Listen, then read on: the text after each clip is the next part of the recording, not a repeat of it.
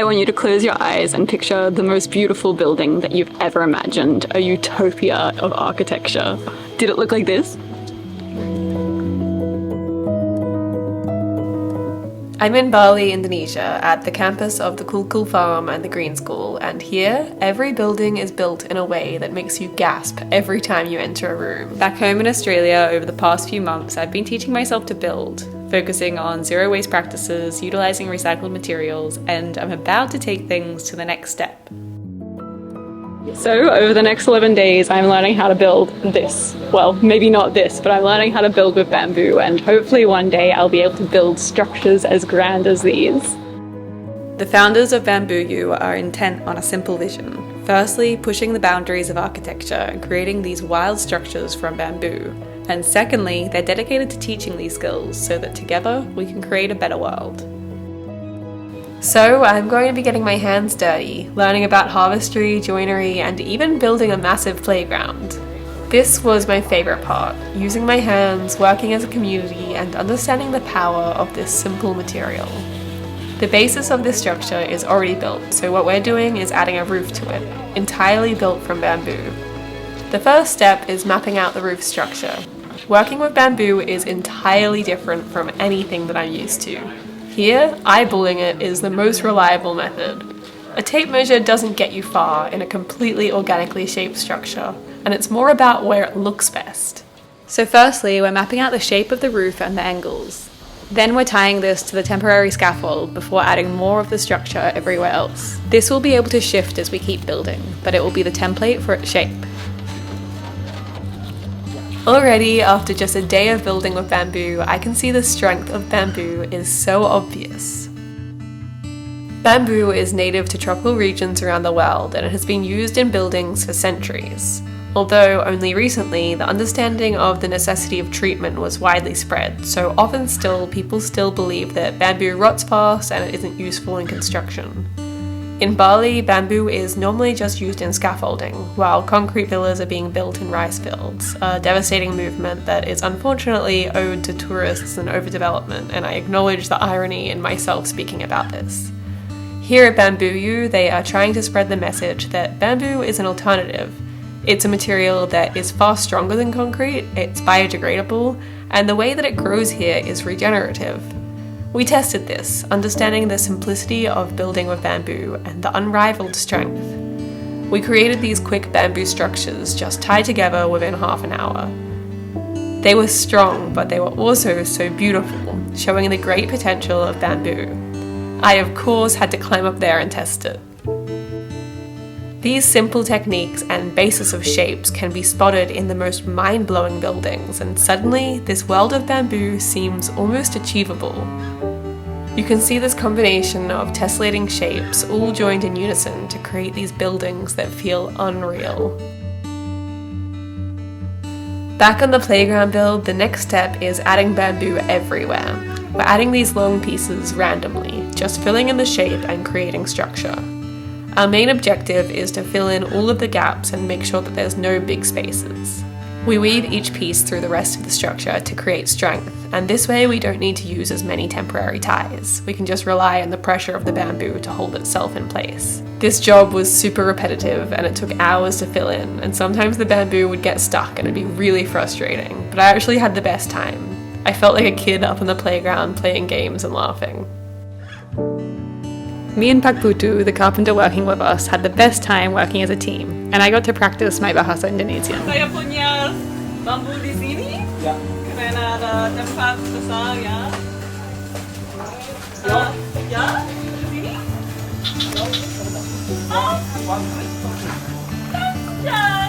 Saya tidak tahu. On the ground, Putu would make either long pieces by tying two pieces of bamboo splits together, or pass me a short piece.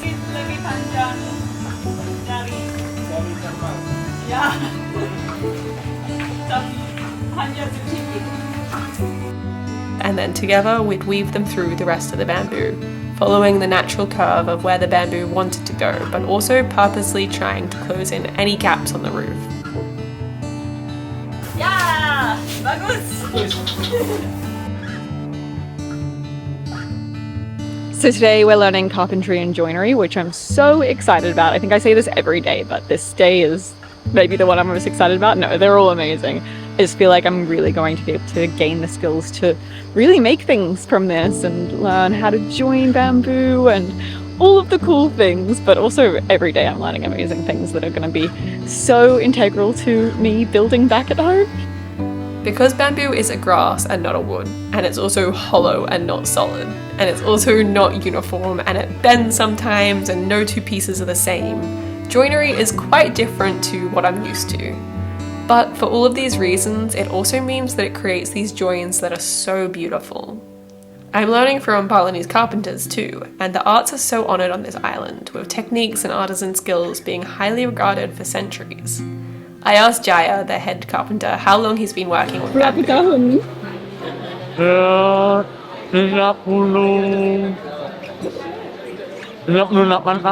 Wow. Ya. Dan siapa guru Anda? My partner.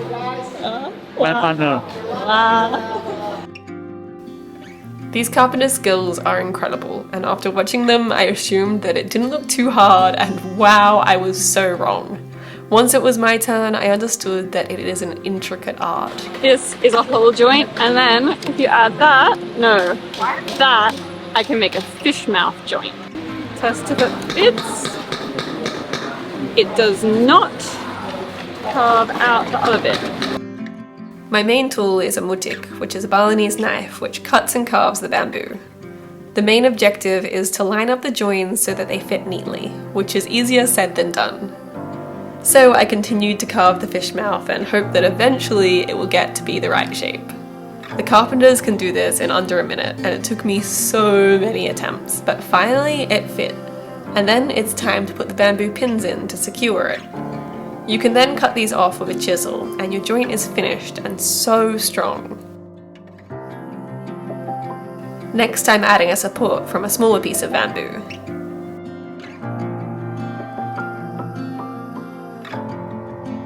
This is way harder than it looks, and I did not finish, but this would go here, and then it's a really strong bit of wood.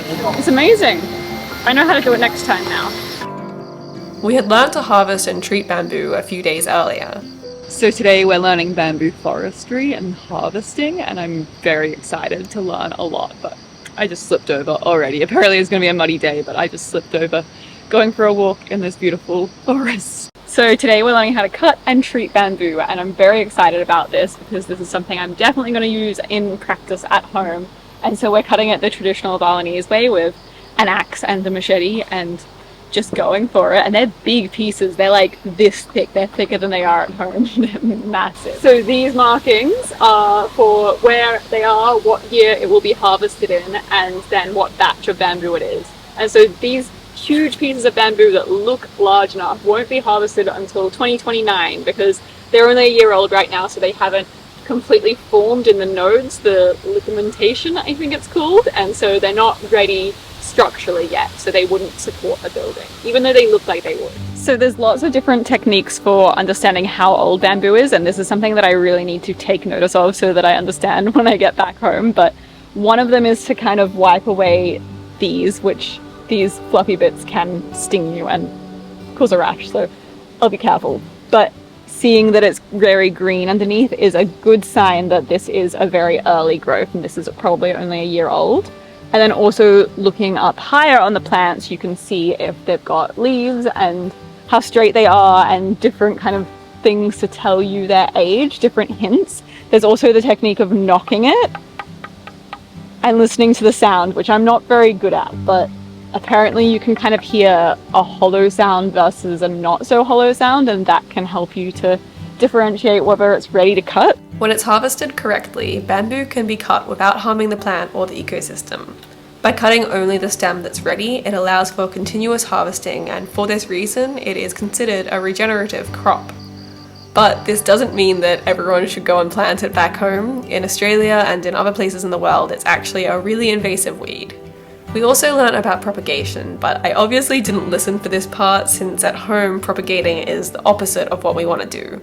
We want to eliminate the weed, but while doing that, we can make use of it as a strong and beautiful building material. So I myself am not very interested in the propagation process because in Australia, bamboo is actually an invasive weed and something that we really don't want around because it's terrible for the native plants. So there, I don't want to propagate it, and even all of the techniques to look after the plants, I'm kind of not listening to because my plan is to, when I'm home, get all of the invasive species of bamboo that I can and cut them down and hopefully regenerate that forest, but at the same time be able to use that wood for beautiful purposes because bamboo is an incredible material. It's just a shame that it's so invasive in Australia. Bamboo is technically a grass, and there's some species that can grow up to 1 meter a day.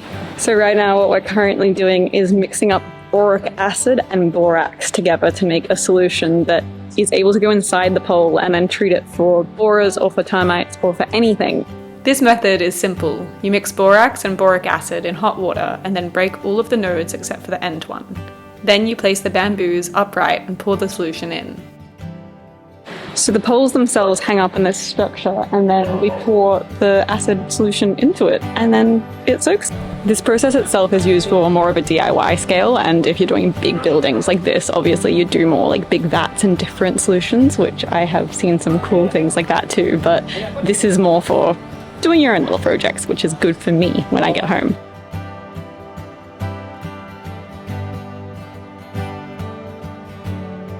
So now this solution soaks for 8 days. Back on the playground, we had lots of work to do. It's humid and hot, and we're still weaving the bamboo splits. For the past 2 days, we've been putting all of these slats on the roof, and it's finally pretty strong. You can hang off it, which is cool, but we're all very tired. The architects here talk a lot about matriarchal design, and as I spent hours perched up here on this organic playground full of curves and soft shapes, I couldn't help but reflect on what this really means.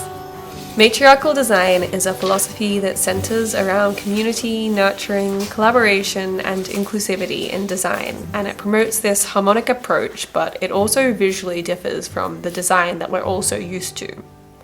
Instead of working with squares and sharp angles like all buildings do, this ethos moves more organically, focusing on natural spaces that shift within the landscape. This is actually a concept that I'm always thinking about, how square our lives are. For beings that move and shift and are everything but square, it's funny that we create buildings that are square. We paint paintings that are square. We use devices that are square, and everything in our lives we fit into these boxes. My theory is that humans only began to justify the world around us into these simple shapes since the invention of the weaving loom. I think that this was the beginning of it all. This was when humans first got something so round, like a ball of cotton, and we made it square. Since then, to fit into capitalist ideologies of productivity and cheap manufacturing, the square has become the norm. The computer was invented by inspiration of the weaving loom. The punch cards that automate the weaving process became a great inspiration for code and programming, another world that is so dictated by squares.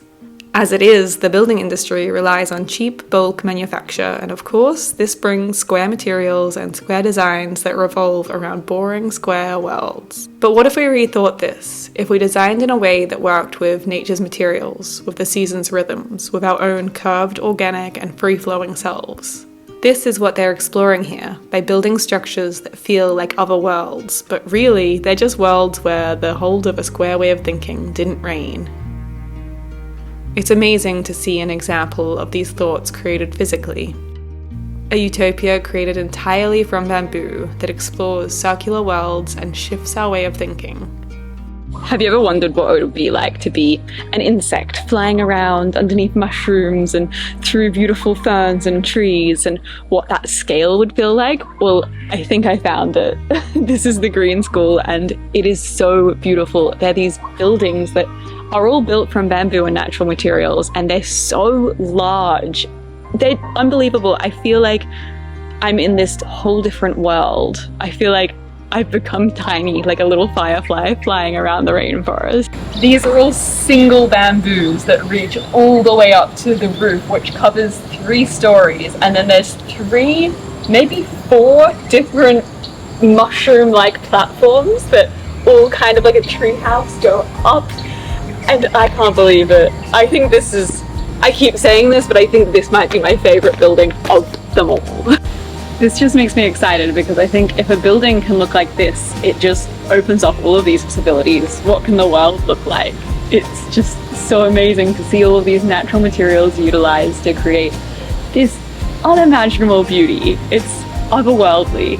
Behind me is the school gym, and it's also a building that's won a bunch of architectural awards, and I'm just sitting here kind of blown away. It's so beautiful. I keep thinking about my school gym, and it was an old pool that got flooded and the floorboards were all warped and the gymnastic equipment always smelled like mold. So this is pretty special.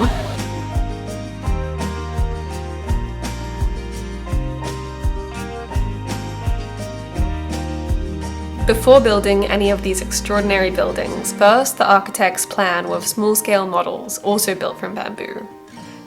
We also had a go, imagining all of these concepts that only existed in our minds and trying to bring them into the 3D.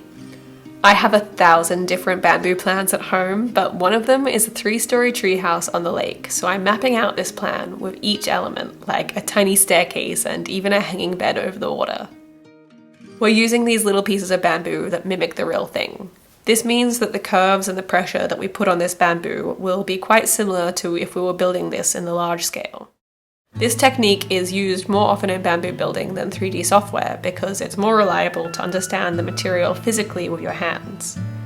Before any of these huge, amazing structures are built, many models are first constructed so that designers can map out every element, but also so that the carpenters can understand what they are building. For me, even just understanding how hard it was to create tiny bamboo stairs let me understand that creating these at a large scale would be very intense, but it's still a project that I'd love to attempt one day. The treehouse would be on the water's edge with views over the lake, so obviously it needs a hanging bed over the water where you can blend your dreams and reality. It was really cool to see everyone's different models. Everyone's ideas are all so unique, and I hope to see some of these built in real life one day.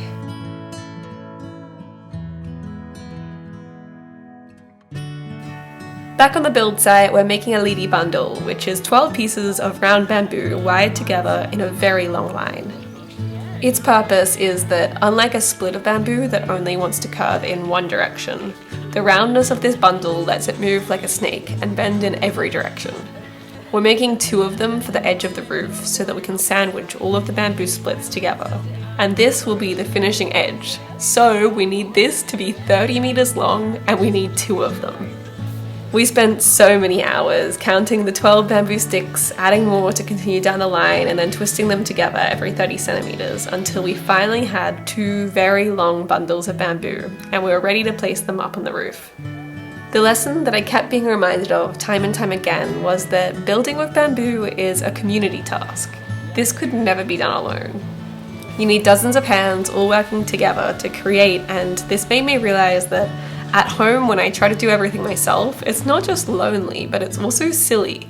Building is about community, and without friends, it's no fun. Like any art, it's about the process and not the final piece. It's about the connection and laughter and sweaty days spent collecting blisters together. So this is where I'm calling home for the next little while I learn to build with bamboo. So I thought I'd take you on a little tour. This is the kitchenette, and it's one of my favourite buildings because there's so much intention and so many details, and everything's built so beautifully, and it's just a kitchenette, and I feel like that's so representative of this whole place. It's just like all of these amazing things coming together and creating beauty everywhere. Here there's more beautiful little accommodation, but I won't show you because people are probably sleeping in there. But this is so amazing. It's a garden arbor, and it's all built from bamboo, and it shapes around the corners and curves, and then there's vines growing on it, and it's just so beautiful, and I want to build this at home. The coolest thing is that there's permaculture gardens woven throughout the whole place, so everywhere you look there's some sort of food growing which is used in the kitchen, and there's lots of foods that I can grow at home, so it's really inspiring me. Like this is taro and bananas, and there's cassava and lemongrass and jackfruits and all sorts of things, so I'm feeling a lot of inspiration for gardening. And they're using amazing permaculture techniques as well, like chopping and dropping the banana leaves and using that as mulch, and all of these amazing syntropic gardens with rows of different length trees and plants and herbs. Bu Putu is the chef here, and she harvests food directly from the garden to cook incredible feasts every day, which we eat in this grand dining space. The food was so inspiring, and when I get home, I'm going to cook so much Indonesian food all of the time. On the final day of the build, we replaced all of the temporary ties with roofing screws, and slowly this playground started to look more finished, and we started to get more and more excited. Over these weeks of building and learning about bamboo, what grew most inside of me was a deep sense of community. The friends that I met on this course were from all around the world, from different backgrounds, some architects, some engineers, other farmers, teachers, students, and every single person I had such a deep connection with, making lifelong friends from all around the world. Bamboo is a plant that grows in clumps, and with each generation it sends up new shoots, expanding its circle. This course taught me that, like bamboo, knowledge is something that moves through us. We learn, we grow, and then we pass it on, nurturing others and expanding this network of shared wisdom. Just as bamboo thrives in community, so do we. Bamboo U host in-person courses a few times a year in Bali, or otherwise you can join their online courses and learn from home. I met so many lifelong friends while attending this course and was so inspired by everyone's journeys with bamboo. Hi, my name is Lauren and I'm from Mizoram, India. I'm working on a project for rural mobility, and it is inspired by the traditional go-kart of the Mizos. It's fully wooden, but now I'm trying to make it all bamboo, and it's going to be electric as well. So I'm really excited. Hi, I'm Reba. I'm from Jamaica and I love bamboo. Last year I realized that there's nothing else I'd rather be doing than, trying to improve the construction industry with a really sustainable material. And we need this for our future. Hi, I'm Isaac. I'm from Mexico. I came to Bamboo U because I want to build my house, my home, with beautiful organic shape that embraces me, inspires me, protects me, and gives me shelter from the crazy world. Hey, this is Varun. I'm from India, and I came to the Bamboo U course because I want to build a yoga space, a school which teaches yoga and meditation in India in the forest, and I want to make it from something natural. So I've come here for the bamboo course. I also organize a festival in India.